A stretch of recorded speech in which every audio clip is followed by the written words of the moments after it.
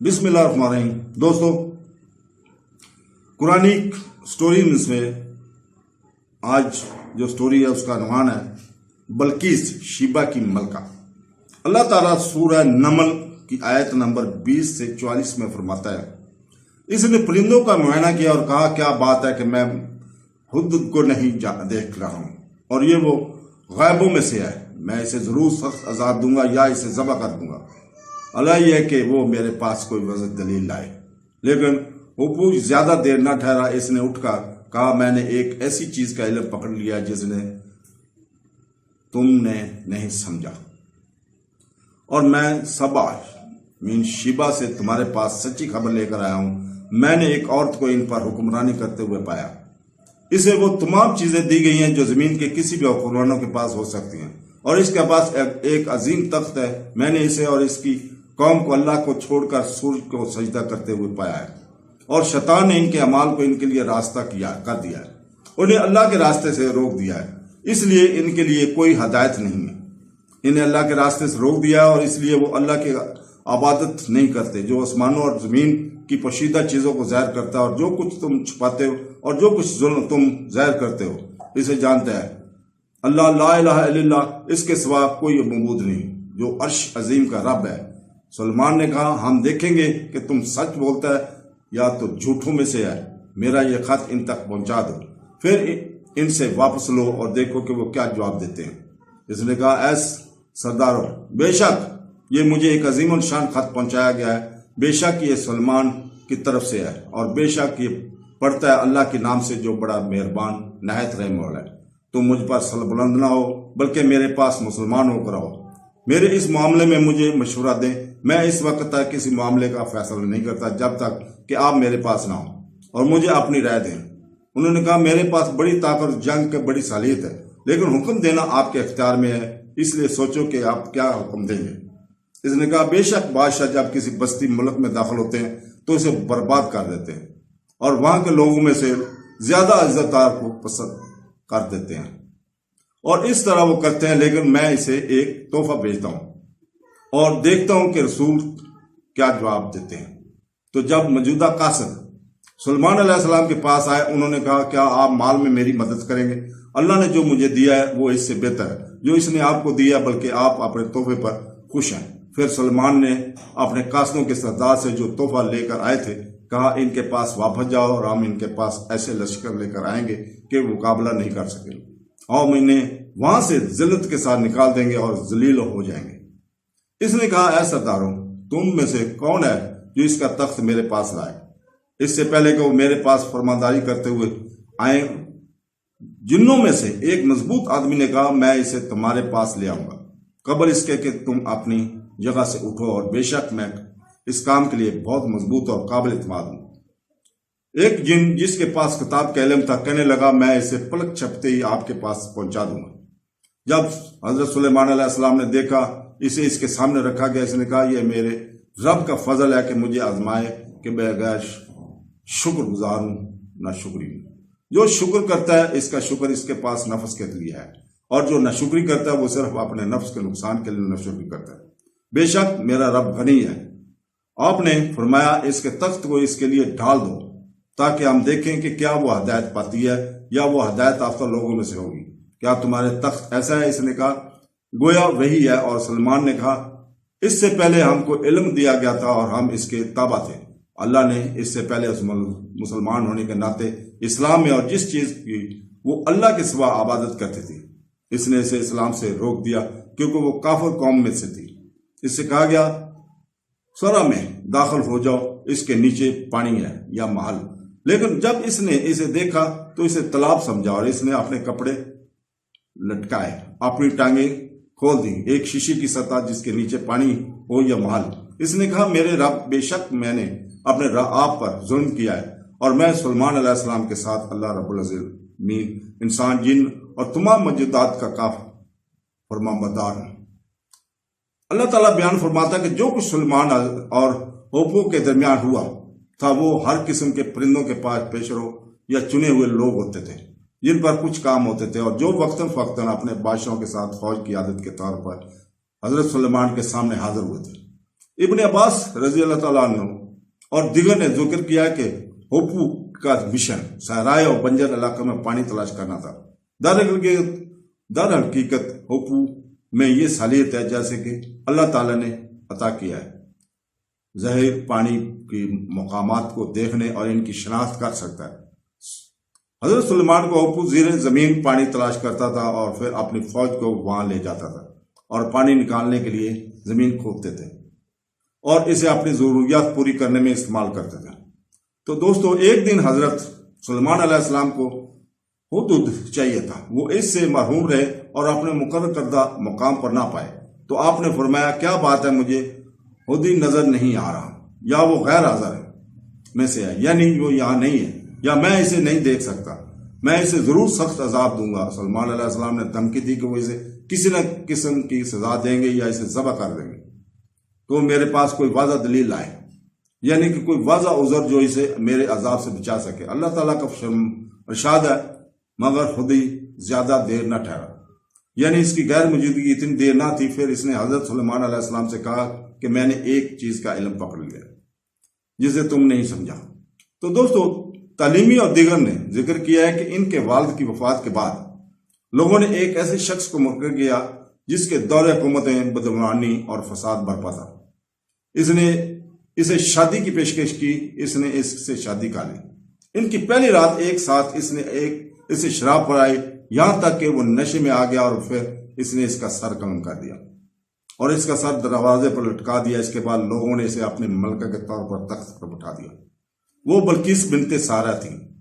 ان کے والد کا نام احداد تھا یا شورحیل ابن زید زدان ابن سہرتا ابن حارث ابن قیس ابن سیفی ابن سبا ابن شیب ابن یسرب ابن قطان۔ اس کے والد بزرگ ترین بادشاہوں میں سے تھے۔ اس نے یمنی عورتوں سے شادی کرنے سے انکار کر دیا۔ کہا جاتا ہے کہ اس کی شادی جنوں کی ایک عورت سے ہوئی جس کا نام ریحانہ بنت اسقان تھا۔ اس عورت کو جنم دیا جس کا نام بلقمہ ہے، جو بعد میں بلقیس کے نام سے مشہور ہوئی۔ شلبی نے سید ابن بشیر سے کا دادا کی سن سے نظر بن انس کے بعد، بشیر بن نہیک کے بعد، ابو ہریرہ رضی اللہ تعالیٰ عنہ کے بعد روایت کی ہے کہ رسول اللہ صلی اللہ علیہ وسلم نے فرمایا، بلقیس کے والدین میں سے ایک ان کی اولاد میں سے تھا جنہوں نے درمیان، یا یہ ان کے عجیب حدیث ہے جس کے سلسلے میں ایک قسم کا ضعیف ہے۔ شلبی کہتے ہیں کہ مجھے ابو عبداللہ بن قبولہ نے ابو بکر بن جرجہ کی سن سے ابو بکرہ کے بعد بیان کیا کہ وہ کہتے ہیں ایک مرتبہ رسول اللہ صلی اللہ علیہ وسلم کے سامنے بلقیس کا ذکر ہوا تو آپ نے فرمایا، ایسے لوگ جن کی حکومت ہوگی ایک عورت کبھی کامیاب نہیں ہو سکتی۔ وہ ذیلی راوی اسماعیل ابن مسلم مکی ہے، اسے اہل حدیث نے ضعیف کہا ہے، یعنی مستند راوی نہیں۔ صحیح بخاری میں حضرت ابو بکر رضی اللہ تعالیٰ عنہ کے بعد حسن رضی اللہ عنہ سے روایت ہے کہ جب رسول اللہ صلی اللہ علیہ وسلم کو یہ اطلاع ملی کہ فارسیوں نے خسرو کی بیٹی کو اپنا حاکم بنا کر تاج پہنایا، اس نے کہا ایسے لوگ کبھی کامیاب نہیں ہوں گے جن پر ایک عورت کی حکومت ہو۔ صحیح بخاری اور اس کا اقوال ایسے وہ تمام چیزیں دی گئی ہیں جو زمین کے کسی بھی حکمران کے پاس ہوتی ہیں، اور اس کے پاس ایک عظیم تخت ہے، یعنی جس کرسی پر وہ بیٹھی تھی وہ مختلف زیورات، موتیوں، سونے اور زیورات سے جڑی ہوئی تھی، دیگر شاندار چیزیں۔ پھر اللہ تعالیٰ کے ساتھ ان کی کفر اور اللہ کے بجائے سورج کی پرستش اور شیطان کے فریب کا ذکر کیا۔ ان کے اعمال کو ان کی نظروں میں خوشنما بنا کر انہیں اللہ کی راہ میں روکنا۔ اللہ کی عبادت کرو جو آسمانوں اور زمین کی پوشیدہ چیزوں کو ظاہر کرتا ہے، اور جو کچھ تم چھپاتے ہو اور جو کچھ تم ظاہر کرتے ہو سب کو جانتا ہے، یعنی وہ تمام رازوں اور ظاہر چیزوں کو جانتا ہے، خواہ مادی ہو یا غیر مادی۔ اللہ لا الہ الا اللہ، اس کے سوا کوئی معبود نہیں، جو عرش عظیم کا رب ہے، یعنی وہ عرش عظیم جو اس کی مخلوقات میں سے کسی کے پاس نہیں ہے۔ اس کے بعد حضرت سلیمان نے ہوپو کو ایک خط دے کے بھیجا، اس میں انہیں اللہ اور اس کے رسول کی اطاعت کرنے، توبہ کرنے اور اپنے آپ کو اس کی بادشاہی اقتدار کی تابع کرنے کی دعوت دی۔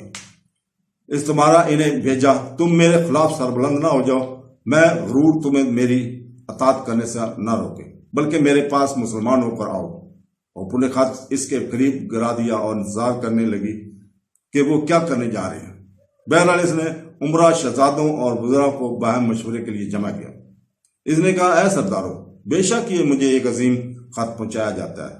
پھر اس نے سب سے پہلے اس کا عنوان پڑھا، پھر اس نے اس کا بقیہ حصہ پڑھا، اور یقیناً یہ پڑھا، اللہ کے نام سے جو بڑا مہربان نہایت رحم والا ہے، تم مجھ پر سر بلند نہ ہو بلکہ میرے پاس مسلمان ہو کر آؤ۔ پھر اس نے نہایت شائستہ انداز میں ان سے مشورہ طلب کیا۔ انہوں نے کہا، سرداروں میں معاملے میں مجھے مشورہ دو، میں اس وقت تک ہوں، یعنی آپ مجھے مشورہ دیں، آپ کی رائے۔ انہوں نے کہا، ہمارے پاس بڑی طاقت اور جنگ کی بڑی صلاحیت ہے، یعنی ہم جنگ کے متمل ہیں اور اس کے لیے طاقت، مواد وغیرہ کی ضرورت ہے، لہذا اگر آپ یہ انتخاب چاہتے ہیں تو ہم اس کے لیے پوری طرح تیار ہیں۔ آپ کو حکم دینا ہے تو سوچو کہ آپ کا کیا حکم دیں گے۔ چنانچہ انہوں نے اس کی پوری اطاعت کا مظاہرہ کیا اور ایک سامنے اپنی صلاحیتوں کا مظاہرہ کیا۔ کرنے کے بعد معاملہ اس کے ہاتھ میں چھوڑ دیا کہ دیکھیں کیا جائے۔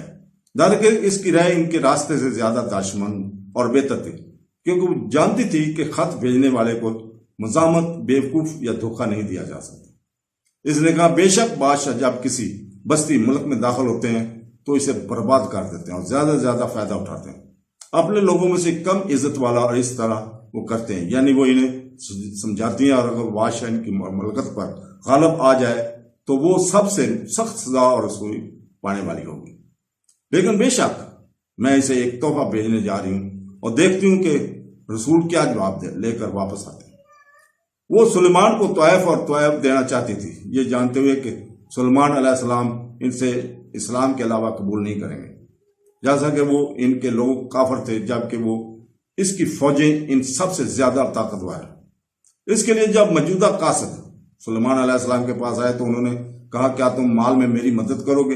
اللہ بلکہ اپنے تحفے پر خوش ہو جاؤ، ہم یقیناً ان کے پاس ایسے لشکر لے کر آئیں گے کہ وہ مقابلہ نہیں کر سکیں گے، اور ہم انہیں وہاں سے ذلیل و خوار کر دیں گے اور وہ ذلیل ہو جائیں گے، یعنی اپنے تحفے لے کر واپس چلے جاؤ جو مجھے اللہ کی طرف سے دیا گیا ہے، وہ ان مالوں سے کہیں بہتر ہے۔ دولت اور طائف جن سے آپ خوش ہوتے ہیں اور اپنے آپ لوگوں پر تکبر اور فخر سے پھر جاتے ہیں، پھر ہم ان کے پاس ایسے لشکر لے کر آئیں گے جن کا مقابلہ نہ کر سکیں، یعنی شرم، ذلت اور تباہی کی گھسیٹ ہو۔ جب انہوں نے یہ خبر سنی تو وہ اپنی مکمل اطاعت اور کامل اطاعت اور اپنی ملکہ کے ساتھ سلیمان علیہ السلام سے ملاقات کے لیے روانہ ہونے کے لیے دوڑ پڑے۔ جب آپ نے ان کے آنے اور آپ کے سامنے حاضر ہونے کا ارادہ سنا تو آپ نے اپنے موجودہ لشکر میں سے ان جنوں سے فرمایا کہ اگر وہ اس کے آنے سے پہلے اس کا تخت اس کے پاس لے آئے۔ جن میں سے ایک مضبوط جن نے کہا، میں اسے تمہارے پاس لے آؤں گا قبل اس کے کہ تم اپنی جگہ سے اٹھو، اور بے شک میں اس طرح کام کر کے لیے مضبوط اور قابل اعتماد ہوں، یعنی اس سے پہلے کہ آپ اپنے مجلس عملہ کو ختم کر لیں۔ کہا جاتا ہے کہ وہ دن کے شروع سے لے کر دوپہر تک بنی اسرائیل کے معاملات چلاتے تھے۔ واقعی ایسے کام کے لیے مضبوط اور قابل اعتماد ہوں۔ میں اتنا مضبوط ہوں کہ تخت کو آپ تک پہنچا سکوں، اور ساتھ ہی مجھے اس سے میں قیمتی جواہرات اور موتی بھی سونپ دوں۔ لیکن جس کے پاس کتاب کا علم تھا، یعنی اسد ابن برہا، جو سلمان کے چچا زاد بھائی تھے، نے کہا کہ یہ جنوں میں سے مومنوں میں سے تھا جو اللہ تعالیٰ کے اسم اعظم کو جانتا تھا۔ یہ بھی کہا جاتا ہے کہ وہ بنی اسرائیل کے علماء میں سے تھے۔ مزید یہ کہ اسے خود سلیمان علیہ السلام، جو کہ بہت ہی عجیب و غریب رہے ہے اور جسے سہیلی نے سیاق و سباق سے ہٹ کر قرار دیا ہے۔ چوتھی رائے یہ تھی کہ یہ جبرائیل علیہ السلام تھے۔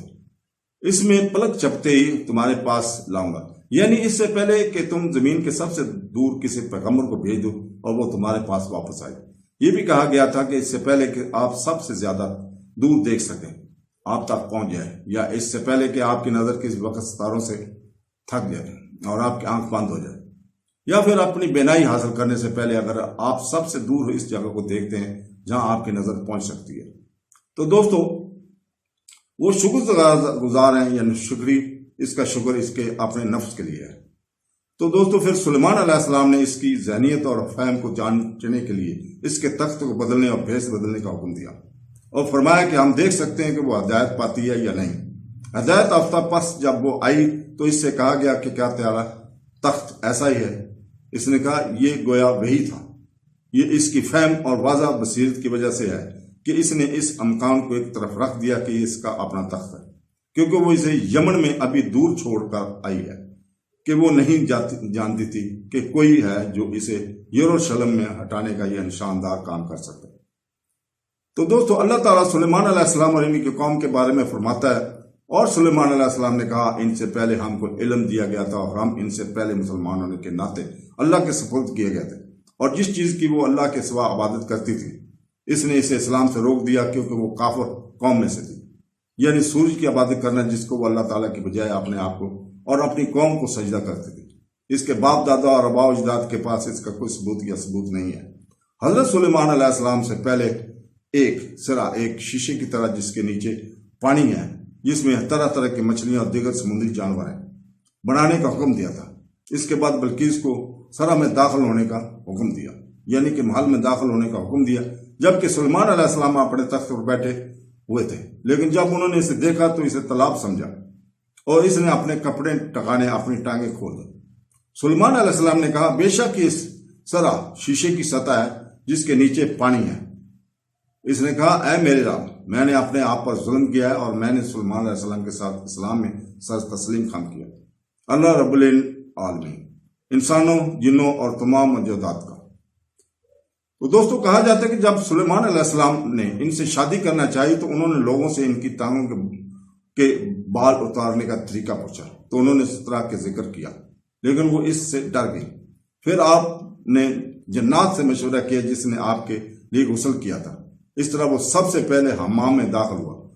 شلبی اور دیگر نے کہا جب سلیمان علیہ السلام نے اس سے شادی کی تو اس نے یمن کی سلطنت سے واپس کر دیا اور وہ وہاں اس کی عبادت کرتے اور مہینے میں 3 دن قیام کرتے اور پھر اڑتے ہوئے قالین پر یروشلم واپس آتے۔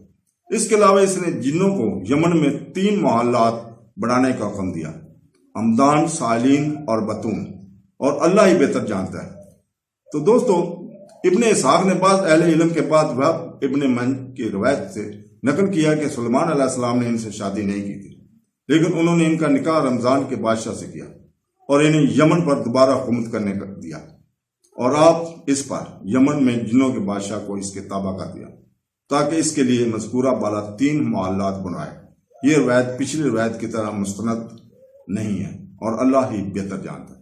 تو دوستو اللہ حافظ۔